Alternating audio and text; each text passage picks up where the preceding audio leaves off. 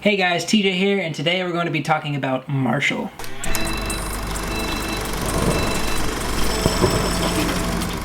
I don't know, kind of a mix of To Kill a Mockingbird and Selma. Marshall is a biography courtroom drama directed by Reginald Hudlin and stars Chadwick Boseman and Josh Gad. So this film centers around Thurgood Marshall, here portrayed by Chadwick Boseman. It's not really about his life. I figured it might be about him growing up and everything from his birth up until him becoming a Supreme Court justice. But really this is mostly about a singular case in his life. Hollywood needs to stop using Chadwick Boseman as every single black man in history. This man is Jackie Robinson, James Brown, Black Panther. I don't know how many more people this man could portray.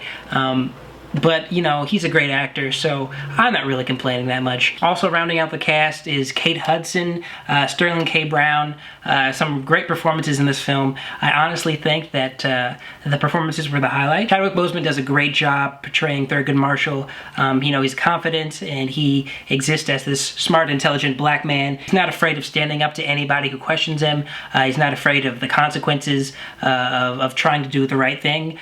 He's really just concerned with saving another person from an injustice. And Josh Gad, obviously he plays the comic relief character. That's kind of his thing. But really, that dynamic, it's not too comedic. It's not too off the walls, crazy. It's not Olaf. It's not LeFou. It's actually a pretty spot-on role. Josh Gad also gets a chance to, show us that he's not just a comedic actor. He does have some dramatic acting skills in him. This film takes place in 1941, so, there's a lot of work put into the small details and the characters that are in this film, the ways in which they talk, the situations that they get into.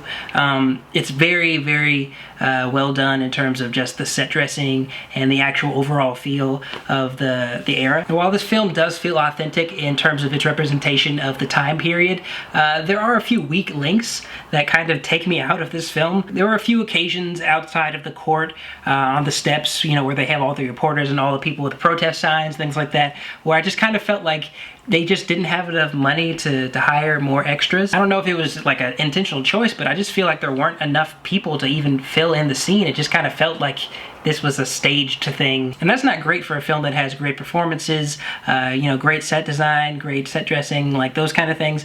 But really, like, those small details threw me out of it. Also, there was a guy that just like, obviously he was racist man number 32, but he just shouts separate but equal, and that was just, really? I get that separate but equal was the actual policy back then, but like, did he really have to just blurt it out? Like, we get it that, this is a film about civil rights. You don't have to just say separate but equal. Like, it could have been a little bit more believable than just saying separate but equal. It's almost like you're just shouting like, I'm a racist. Times are bad right now. It's 1941. I don't like black, like that's what that dialogue is just too on the nose, and it kind of threw me off. While the casting was spot on, I kind of felt like some of the casting, specifically Sterling K. Brown's character, the man who's on trial, it seems like it just isn't enough there for him. I mean, I know he's a great actor, but I kind of feel like this role probably should have gone to a fresher face. Great casting, great acting, great set dressing.